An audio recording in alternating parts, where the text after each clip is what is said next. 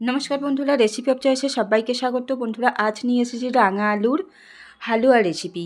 তো প্রথম থেকে শেষ পর্যন্ত দেখার জন্য অনুরোধ রইল। ভালো লাগলে অবশ্যই একটা লাইক করে, শেয়ার করে, সাবস্ক্রাইব করে দেবেন। তো আমি এখানে বড় গ্রেটার দিয়ে রাঙালুগুলো, দুটো রাঙালু নিয়েছিলাম, তো গ্রেট করে নিয়েছি।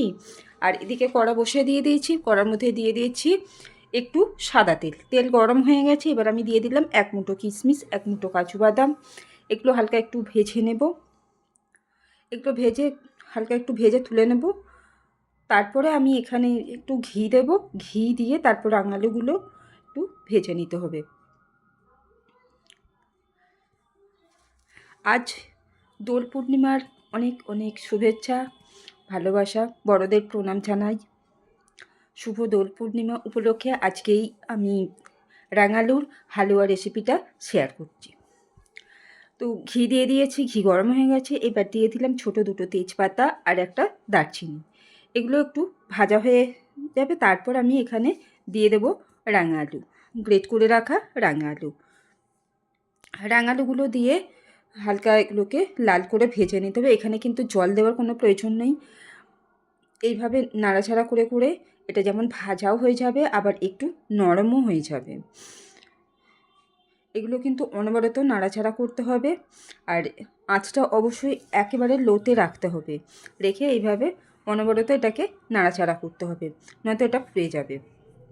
এইভাবে আমি এগুলোকে নাড়াচাড়া করে নিচ্ছি। আর অন্যদিকে আমি দুধ গরম করে রেখেছি, হালকা ঠান্ডা হয়ে যাবে। তারপর আমি এর মধ্যে দুধটা দিয়ে দেব।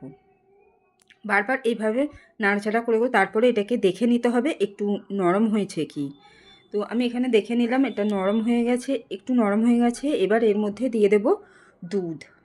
এখানে আমি যে পরিমাণ রাঙালু নিয়েছি তাতে আমার 2 কাপ ঘন দুধ নিয়ে নিলেই হয়ে যাবে। তো এখানে জল দেওয়ার কোনো প্রয়োজন নেই। 2 কাপ ঘন দুধ এর মধ্যে দিয়ে দেব।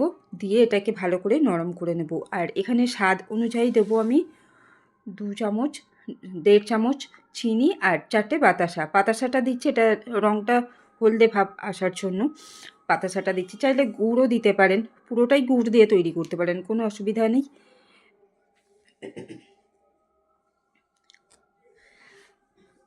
মিষ্টি দিয়ে তারপর এটাকে ভালো করে ফুটিয়ে নিতে হবে। তো ভালোভাবে সব চিনি বাতাসা ভালোভাবে সব গলে যাবে।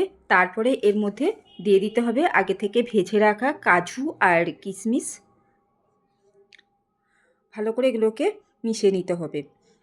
আর এটা খেতে কিন্তু ভীষণই সুস্বাদু, আর তৈরি করাও কিন্তু একেবারেই সহজ। যে কেউ এটা সহজে তৈরি করে নিতে পারবে। যে কোনো উৎসব উপলক্ষে কিন্তু এগুলো সহজেই তৈরি করে নেওয়া যায়। কিশমিশ আর কাজু বাদাম একটু পুড়ে গেছে, একটু যাই হোক আমি এটা এর মধ্যে দিয়ে দিলাম। ভালো করে মিশিয়ে নেব। তারপরে ওভেনের আঁচটা নিভিয়ে দিয়ে আরও 2 টেবিল চামচ গুঁড়ো দুধ এর মধ্যে মিশিয়ে দেবো। প্রথমে 1 চামচ দিলাম, দিয়ে এটাকে ভালো করে মিশিয়ে নিতে হবে। ওভেনের আঁচ কিন্তু একেবারেই বন্ধ করে দিতে হবে, নাহলে কিন্তু এটা ধরে যাবে বা পুড়ে যাবে। পাউডার দুধটা 1 চামচ নিয়েছিলাম, সেটা ভালো করে মিশিয়ে নিলাম। আবারও 1 চামচ দুধ এর মধ্যে দিয়ে ভালো করে মিশিয়ে নেব। তারপর আমি এখানে 2টো এলাচ থেঁতো করে রেখেছি, এলাচটা এর মধ্যে দিয়ে ভালো করে মিশিয়ে নিয়ে ঢাকা দিয়ে রাখবো। তারপরে আমি এটাকে পরিবেশন করব। দিয়ে দিলাম আরও 1 চামচ পাউডার দুধ। খুব ভালো করে মিশিয়ে নিতে হবে, নাহলে দানা দানা হয়ে থাকবে। আর এটা গরম থাকতে থাকতে দিতে হবে, নয়তো এটা ভালোভাবে সব উপকরণগুলোর সাথে মিশবে না। ভালো করে মিশিয়ে নেওয়া হয়ে গেছে। এবার 2টো এলাচ ফাটিয়ে রেখেছি, দিয়ে দেব। দিয়ে এটাকে ঢাকা দিয়ে রাখবো একটু। তারপর আমি এটা পরিবেশন করব। তো কেমন লাগলো আজকের আমার রাঙালুর হালুয়া অবশ্যই কমেন্ট করে জানাবেন। বাড়িতে কিন্তু অবশ্যই যে কোনো উৎসব উপলক্ষে এটা তৈরি করে খেয়ে দেখতে পারেন। খেতে কিন্তু ভীষণই সুস্বাদু।